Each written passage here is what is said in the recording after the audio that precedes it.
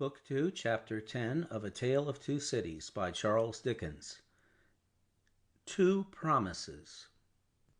More months, to the number of 12, had come and gone, and Mr. Charles Darnay was established in England as a higher teacher of the French language who was conversant with French literature. In this age he would have been a professor. In that age he was a tutor. He read with young men who could find any leisure and interest for the study of a living tongue spoken all over the world, and he cultivated a taste for its stores of knowledge and fancy. He could write of them, besides, in sound English, and render them into sound English. Such masters were not at that time easily found. Princes that had been, and kings that were to be, were not yet of the teacher class, and no ruined nobility had dropped out of Tellson's ledgers to turn cooks and carpenters. As a tutor whose attainments made the student's way unusually pleasant and profitable, and as an elegant translator who brought something to his work besides mere dictionary knowledge, young Mr. Darnay soon became known and encouraged. He was well acquainted, moreover, with the circumstances of his country, and those were of ever-growing interest. So, with great perseverance and untiring industry, he prospered. In London he had expected neither to walk on pavements of gold, nor to lie on beds of roses. If he had had any such exalted expectation, he would not have prospered. He had expected labor, and he found it, and he did it and made the best of it.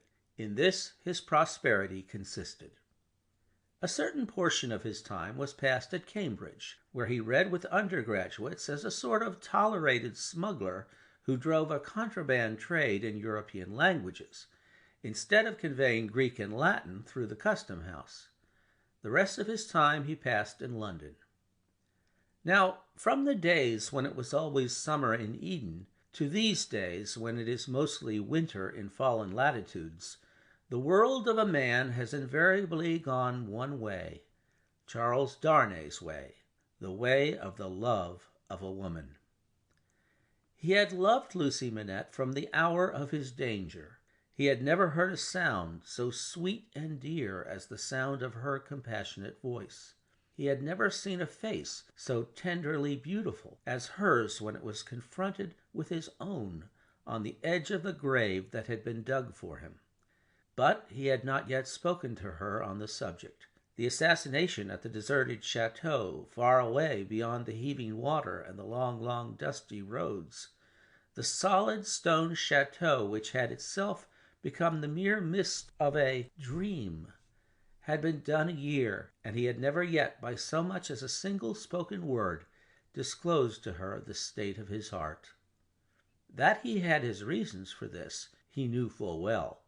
It was again a summer day when, lately arrived in London from his college occupation, he turned into the quiet corner in Soho, bent on seeking an opportunity of opening his mind to Dr. Manette. It was the close of the summer day, and he knew Lucy to be out with Miss Pross.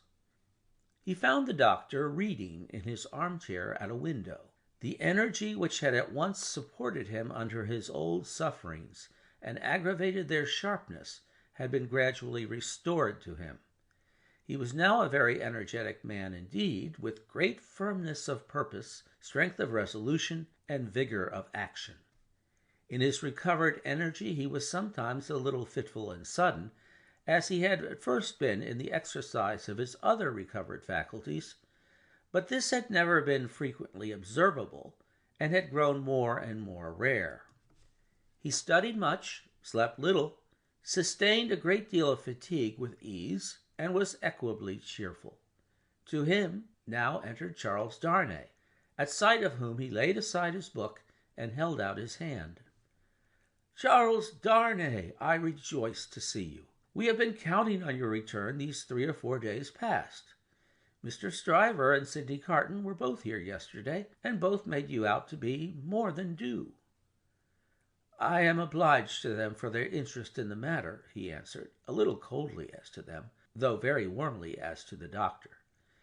"Miss Manette is well," said the doctor as he stopped short, "and your return will delight us all. She has gone out on some household matters, but will soon be home. Dr. Manette, I knew she was from home. I took the opportunity of her being from home to beg to speak to you." There was a blank silence. "Yes," said the doctor, with evident constraint. "Bring your chair here and speak on." He complied as to the chair, but appeared to find the speaking on less easy. "I have had the happiness, Dr. Manette, of being so intimate here," so he at length began, "for some year and a half, that I hope the topic on which I am about to touch may not—" He was stayed by the doctor's putting out his hand to stop him. When he had kept it so a little while, he said, drawing it back, "Is Lucy the topic?" "She is." "It is hard for me to speak of her at any time. It is very hard for me to hear her spoken of in that tone of yours, Charles Darnay." "It is a tone of fervent admiration, true homage, and deep love, Dr. Manette," he said deferentially. There was another blank silence before her father rejoined. "I believe it. I do you justice. I believe it." His constraint was so manifest, and it was so manifest, too, that it originated in an unwillingness to approach the subject, that Charles Darnay hesitated. "Shall I go on, sir?" Another blank. "Yes, go on." "You anticipate what I would say, though you cannot know how earnestly I say it, how earnestly I feel it, without knowing my secret heart, and the hopes and fears and anxieties with which it has long been laden. Dear Dr. Manette, I love your daughter fondly, dearly, disinterestedly, devotedly. If ever there were love in the world, I love her. You have loved yourself. Let your old love speak for me." The doctor sat with his face turned away and his eyes bent on the ground. At the last words he stretched out his hand again hurriedly and cried, "Not that, sir! Let that be! I adjure you, do not recall that!" His cry was so like a cry of actual pain that it rang in Charles Darnay's ears long after he had ceased. He motioned with the hand he had extended, and it seemed to be an appeal to Darnay to pause. The latter so received it, and remained silent. "I ask your pardon," said the doctor in a subdued tone, after some moments. "I do not doubt your loving Lucy. You may be satisfied of it."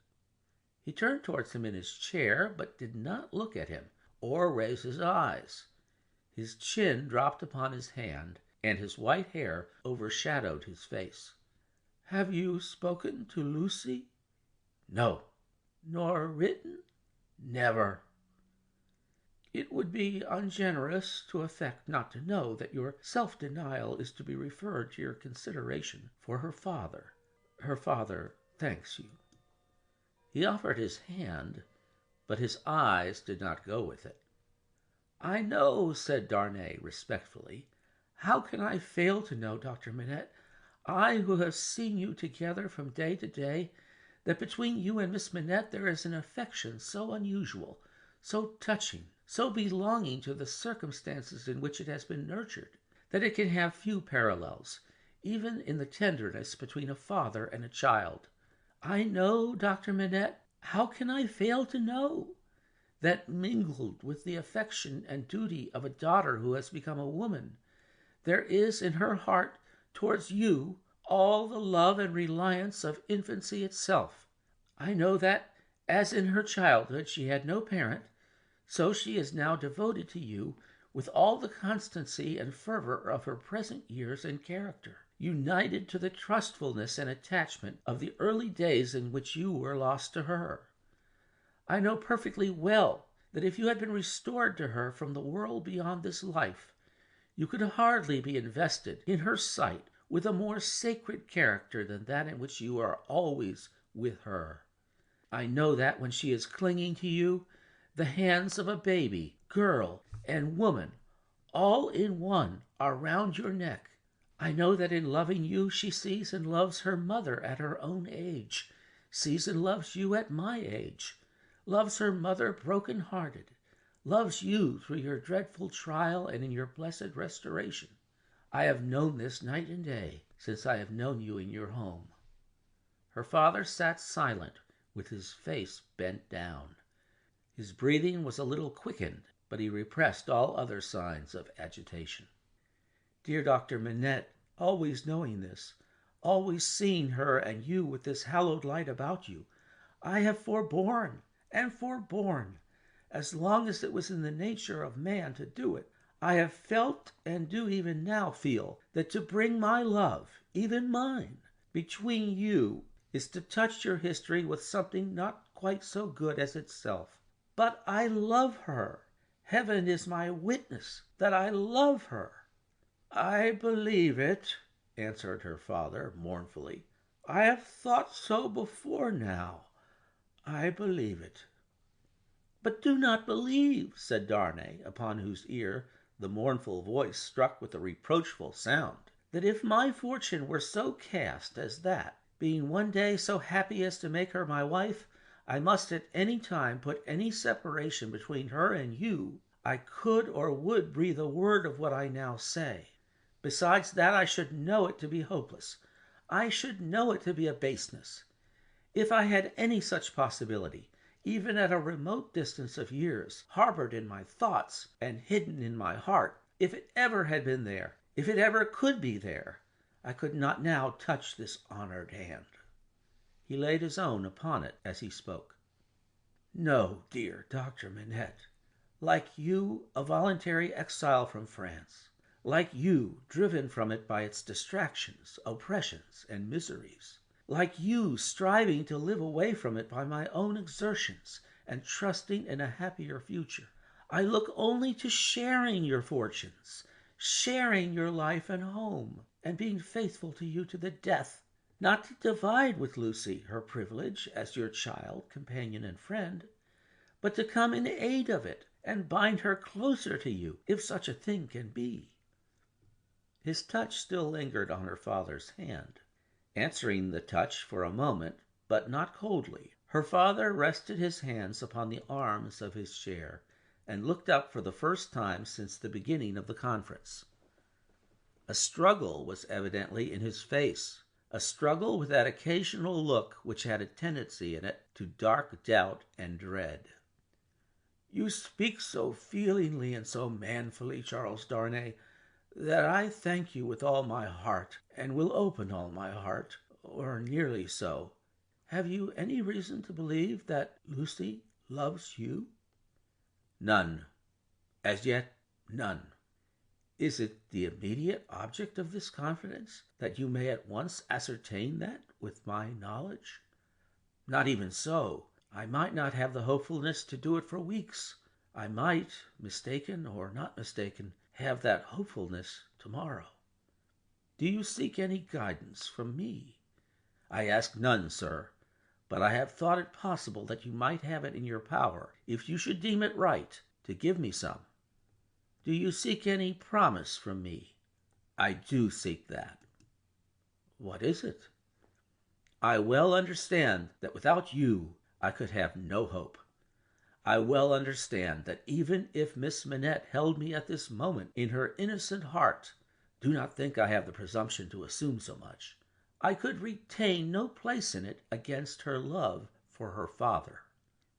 "If that be so, do you see what, on the other hand, is involved in it?" "I understand equally well that a word from her father in any suitor's favor would outweigh herself and all the world. For which reason, Dr. Manette," said Darnay modestly but firmly, "I would not ask that word to save my life." "I am sure of it. Charles Darnay, mysteries arise out of close love as well as out of wide division. In the former case they are subtle and delicate, and difficult to penetrate. My daughter Lucy is, in this one respect, such a mystery to me. I can make no guess at the state of her heart. May I ask, sir, if you think she is—" As he hesitated, her father supplied the rest. "Is sought by any other suitor?" "It is what I meant to say." Her father considered a little before he answered. You have seen Mr. Carton here yourself. Mr. Stryver is here too, occasionally. If it be at all, it can only be one of these. Or both, said Darnay. I had not thought of both. I should not think either likely. You want a promise from me.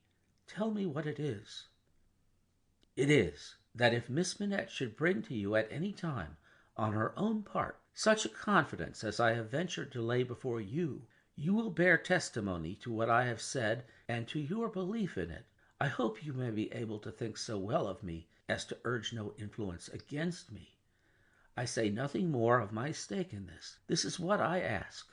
The condition on which I ask it, and which you have an undoubted right to require, I will observe immediately. I give the promise, said the doctor, without any condition. I believe your object to be purely and truthfully as you have stated it.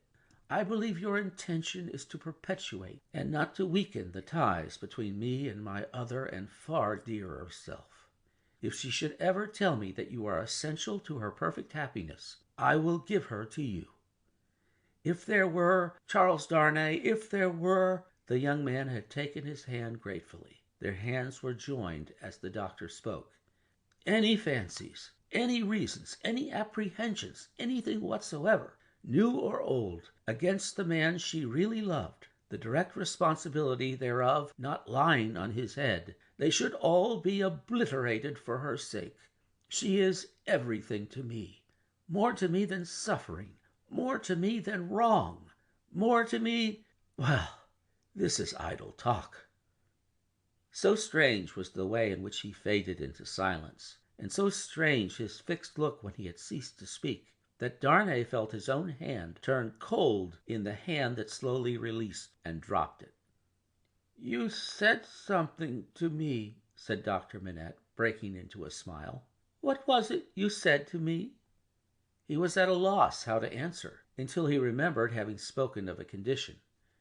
Relieved as his mind reverted to that, he answered, Your confidence in me ought to be returned with full confidence on my part. My present name, though but slightly changed from my mother's, is not, as you will remember, my own. I wish to tell you what that is, and why I am in England. Stop, said the doctor of Beauvais. I wish it that I may the better deserve your confidence, and have no secret from you. Stop! For an instant the doctor even had his two hands at his ears. For another instant even had his two hands laid on Darnay's lips. Tell me when I ask you, not now. If your suit should prosper, if Lucy should love you, you shall tell me on your marriage morning. Do you promise? Willingly. Give me your hand. She will be home directly, and it is better she should not see us together tonight. Go. God bless you. It was dark when Charles Darnay left him, and it was an hour later and darker when Lucy came home. She hurried into the room alone, for Miss Pross had gone straight upstairs, and was surprised to find his reading chair empty. My father, she called to him. Father dear. Nothing was said in answer, but she heard a low hammering sound in his bedroom. Passing lightly across the intermediate room, she looked in at his door and came running back frightened, crying to herself with her blood all chilled, What shall I do? What shall I do? Her uncertainty lasted but a moment. She hurried back and tapped at his door and softly called to him. The noise ceased at the sound of her voice, and he presently came out to her, and they walked up and down together for a long time. She came down from her bed to look at him in his sleep that night. He slept heavily, and his tray of shoemaking tools and his old unfinished work were all as usual. End of chapter.